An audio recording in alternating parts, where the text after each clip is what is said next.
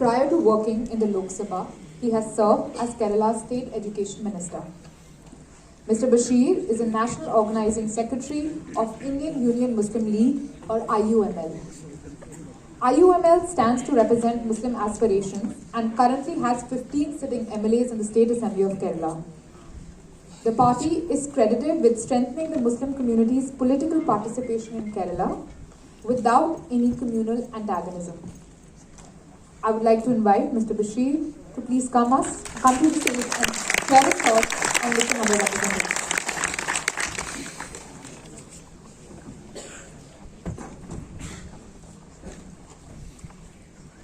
No suspected. Out of this book, my learned friend, Abdurrahman Sahab, eminent speakers, two members of parliament are with us. Professor Banat Malcha, and then Azaruddin Uwaisi Sahib. Similarly, eminent journalists, Arafa, Khani, Sharwani, has already spoken. Other dignitaries in the dais, and my dear friends. It gives me immense pleasure to be with you on this book releasing function. At the very outset, I congratulate the author. I had gone through the book. It was not a meticulous kind of reading,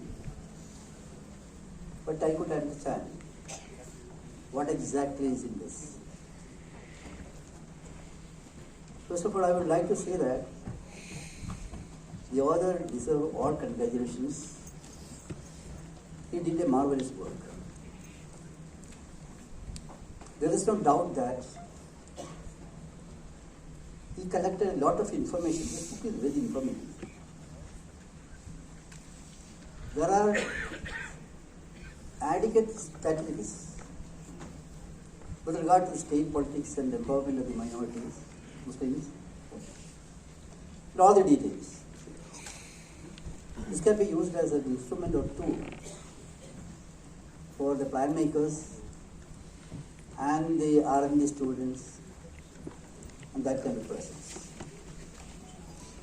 So it is really a hard work he did. I, from the core of my heart, congratulate him and wish that we will have more books from his side. His knowledge is not only theoretical. I have been in the government service for about 22 years. Surely he is enriched with field experience. That's a quality for the author. Not only on the basis of theories, in addition to that, practical knowledge. In that way also he is very capable of doing such a work. I don't want to take much of your time because the others are also going to speak. Confining to the subject only about this book, I would like to say certain very vital points. Naturally, my dear friends, they are also waiting. They also have a lot of work. Now, he is the author of two books. The first one is with regard to Sachar Committee, along with that, Mishra Commission also. He was also saying that different commissions are there, reports are there. Everybody knows that. 1983, Gopal Singh panel to Kundu Commission. He referred everything. And the work he did, Sachar Committee and Rangnath Mishra Commission, actually it should go together. That's a very good thing he did. Because, as an example, I will tell you, Satsar committee report is like a doctor's diagnosis in chart. When patient comes to you, you do X-ray, laptop research things like that, and Satsar committee analyzed and arrived at such a conclusion on what exactly is the deficiency. But unfortunately, the program of action to redress this grievance has not been categorically mentioned in such a committee. But the Ranganath Mishra Commission is like a doctor's prescription chart, the medicine, what type of medicine you must have, all this kind of things. Ranganath Mishra Commission did that. What are the steps to be taken for solving the deprivation level, and what type of program of action should be implemented to the government? All these things have been categorically stated in Ranganath Mishra Commission. That's why I told you that when he did this work together, it is a very useful thing. There is another thing also. As I told you that the diagnosis chart of the doctor, that was widely discussed throughout India, government level and non-government level. But Ranganath Mishra Commission has not even presented in the Parliament. It means that remedial kind of suggestion, the government was not interested. So his work in that way is really very helpful. And in his book,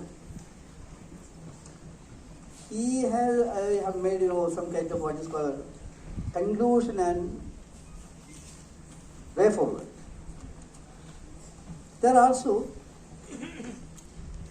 he has analyzed various school of thoughts on the modality of the minority politics, empowerment of Muslims through the political method.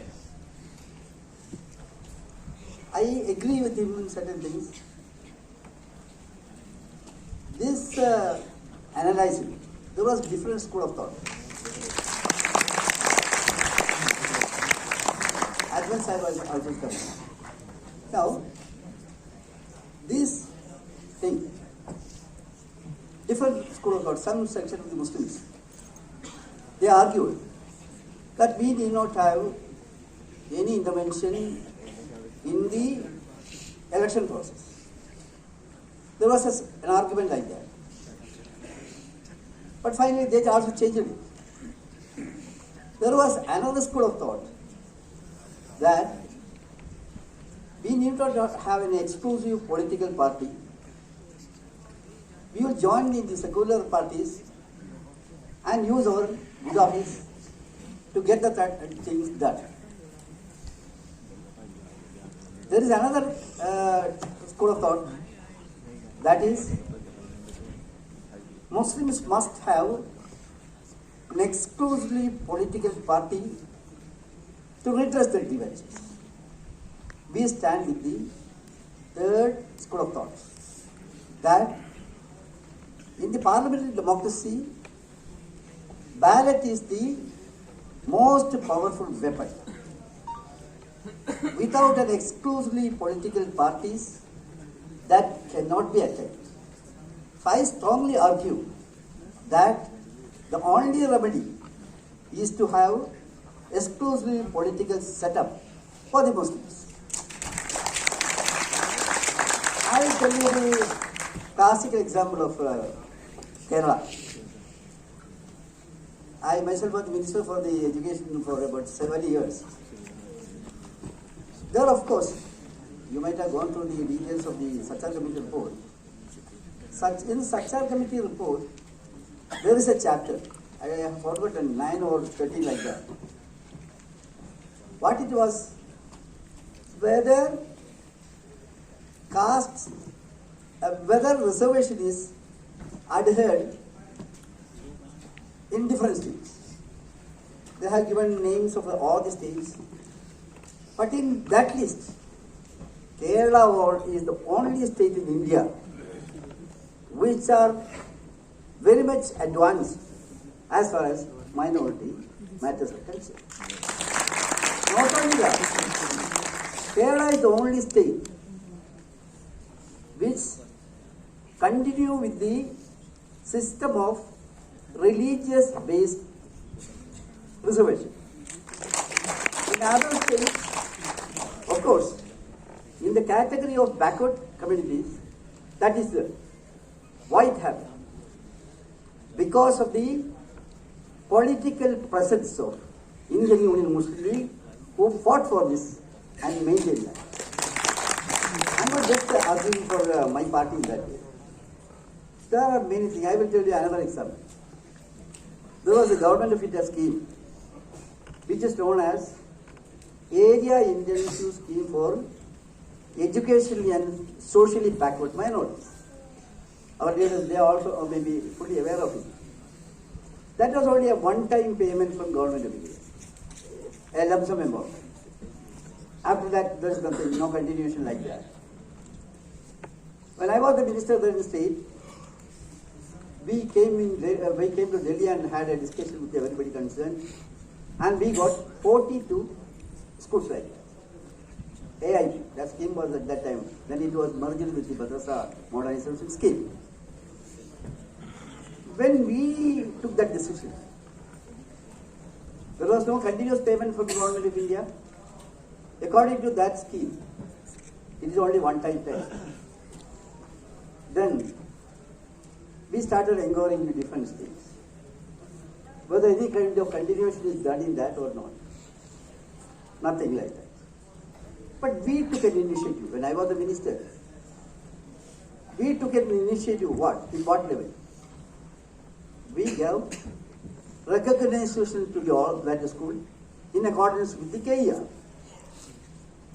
After that, gradually participating in the festivals, then non-feeding, then basic salary, then increment, then maintaining the vacancies. We did all things.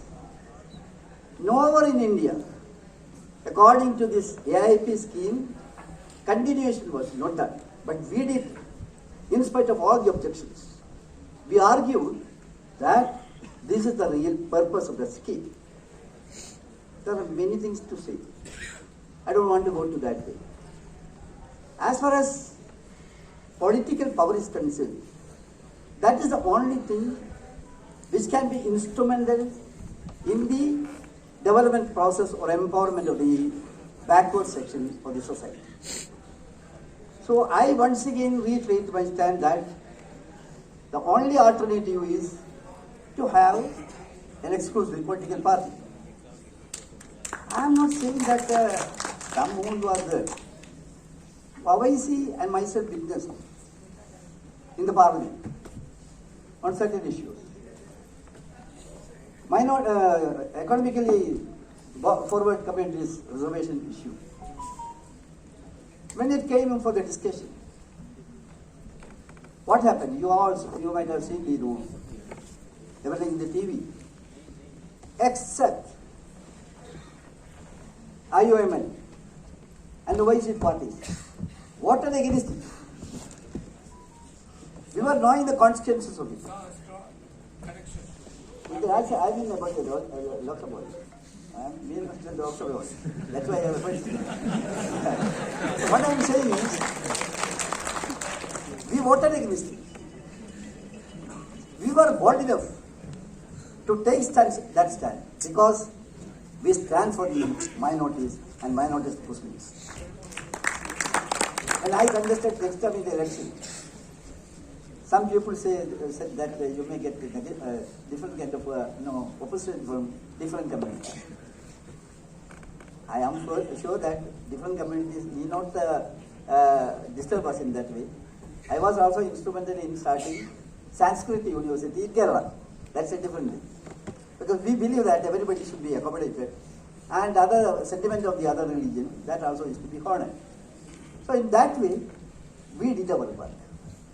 So what I am saying is, other parties may have their own liking or disliking, but in the crisis, what identity they are showing, that is a matter to be discussed in detail. So towards the end, to the author I am saying, there is some slight kind of what is called difference of opinion in this. It is not the author is very honest, and his documents are also very good. But when you refer the performance of Muslim legislators, you have generally said that the Muslim MPs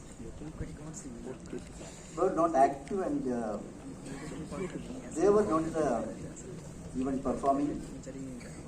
And you have said that no, that Muslim MPs were silent.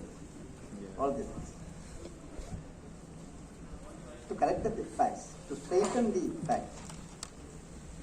I don't want to advocate for any others, but I am the National Organizing Secretary of IUML. I wish to tell you that IUML, if you verify the parliamentary records, we were 100% active on all the issues pertaining to the minority. Inch by inch we were fighting. In the case of question, submission, 0 hour, debate, and whatever may be the subject, we were there.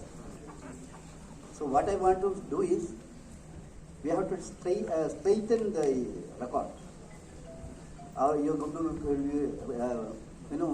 it will have a very good leadership, I wish, that it must have, because there are a lot of facts in it. So in doing your next edition, kindly verify, not according to my this thing. Verify the record of the parliament and individual wise performance. All the items are there. How many questions, how many interventions, how many private member bill, all this thing kind of things, you will get it. And if you are satisfied with that, then do that also. With regard to the another part, with regard to the Musafar Nagar that right, there also you have set the seriousness of it. That's okay. But there also we have to highlight the crystal clear facts. You did it. I'm not saying no. We are from Kerala, mainly. Our mass base is at Kerala. When that right took place, we went there. Not only that, just a visit, not like that. We constructed 61 beautiful houses to rehabilitate them at our cost. I was monitoring that one. Not only that, wherever there are crises, we used to go there. Our team used to go in almost all the places where there is riot and that kind of unrest. We have visited there. We did the maximum possible kind of relief work there. Even our Nodi also, the latest one. There also we have gone. What I am saying is not to justify the thing on Muslim League, but as far as we are all concerned, God should work together.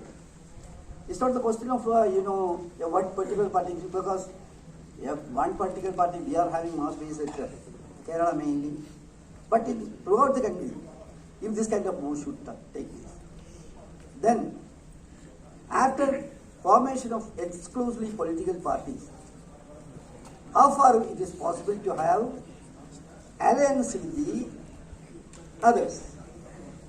That also can be a wise thing to discuss. We have to prompt the possibility for that also. In that way, up to an extent, we will be able to tide our disguises and do good things for the marginalized section of the Muslim community in India.